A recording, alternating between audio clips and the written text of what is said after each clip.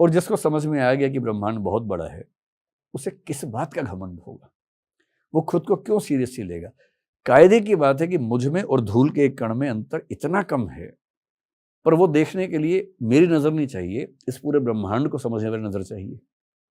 अभी खेल के देख लीजिए, मेरी क्या हैसियत है? अगर मैं अपनी, जो मेरी है वो आपकी भी वही है, सबकी वही है बेसिकली, है ना, सिर्फ मेरी नहीं, किसी की बात कर लें।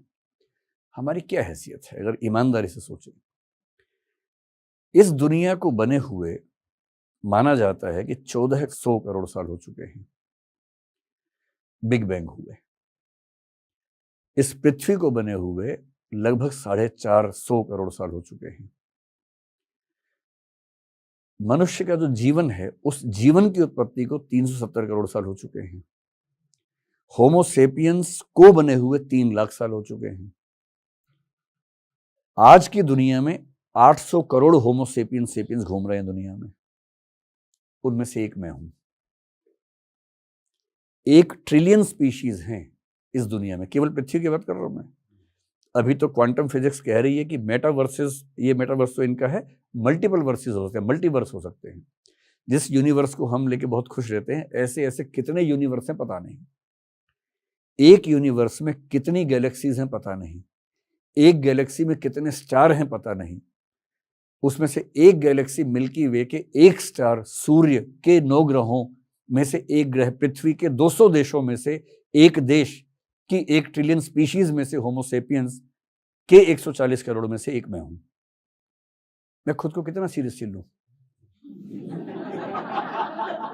मतलब मेरे होने से क्या हो जाएगा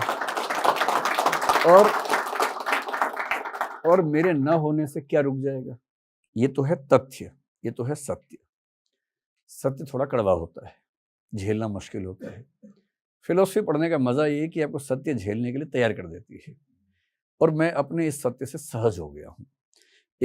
मैं बड़े रेफरेंसेस देता हूँ फिलोसफर से, क्योंकि मैंने उनको पढ़ के ही सीखा है। कभी मौका मिले तो एक जर्मन फिलोसफर थे 19वीं सेंचुरी में, किरकेगार्ड नाम था, सोरेन किरकेगार्ड। बड़े गहरे चिंतक थे, हीगल के समकालीन थे, हीगल के विरोधी थे। उन्होंने कहा कि जब आप बुद्धि से चीजों को समझने का प्रयास करेंगे तो आपको केवल अनिश्चितता हाथ लगेगी। जैसे ईश्वर है या नहीं, आप कितना भी तर्क लगा लीजिए, कोई निश्चित उत्तर नहीं मिलने वाला, कितना भी दिमाग लगा लीजिए। ये अनिश्चितताएं आपको बेचैन कर देंगी, विह्वल कर देंगी, और लंबे समय तक बेचैन रहने के बाद आपको अपने अंदर से एक उत्तर मिल जाएगा, और वो उत्तर फैक्चुअली करेक्ट हो या ना हो, वो आपकी अंडरस्टैंडिंग के लिए, सुकून के लिए पर्याप्त उत्तर होगा। इस प्रोसेस में जब मुझे पहली बार पता लगा कि मेरी कोई हैसियत है नहीं, क्योंकि मैं भी जब 20-22 की उम्र में था, मुझे लगता था कि मतलब दुनिया के इतिहास में 2 ही चरण हैं, एक मुझसे पहले, एक मेरे बाद, मैं सेंटर में हूँ। ऐसा कॉन्फिडेंस रहता ही था, सच में रहता था। मैं कविताएं ऐसे लिखता था गंदी गंदी उस समय, जो मतलब इस भाव में थी, मेरा वर्तमान भविष्य में इतिहास बनेगा, ऐसा मैं लिखता था।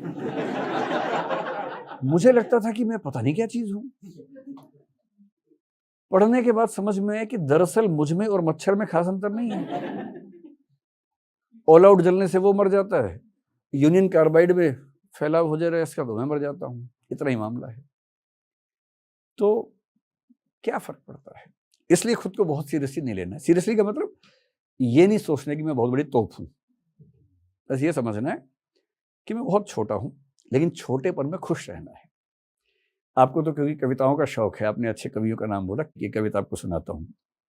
1950s-60s में एक कंसेप्ट चला डीह्यूमनाइजेशन का, सार्त्र से प्रभावित होकर लोगों को ये रियलाइज होने लगा कि हम बहुत छोटे हैं, हमारी कोई हैसियत नहीं है, लघु मानववाद कहते हैं इसको।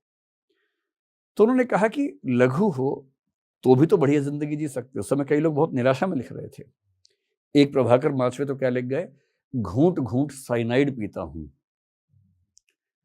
और ऐसे सर्वेश्वर ने कुछ लिखा जिसका भाव है कि मैं कुछ नहीं हूं और खुद को दिलासे देता हूं कि मैं बहुत बड़ी चीज हूं, तो घूंट घूंट साइनाइड पीता हूं, किसी घिसे सोल के फटे हुए जूते का टूटा हुआ फीता हूं। ऐसी कविताएं लोग लिखते थे उस समय, निराशा से भरी हुई। वाजपेयी ने बड़ी अच्छी बात कही, अरे भाई हम छोटे हैं तो क्या हुआ, उसमें भी तो खुश रह सकते हैं। और तब उन्होंने लिखा, हम छोटे लोग चाहे अनदेखे अनचिन्हे बीत जाएं, कोई तो देखेगा हमारी मुट्ठियों में गुलमोहर के फूल थे, कोई तो चिन्हेगा हमारे होठों पर कविताएं थी।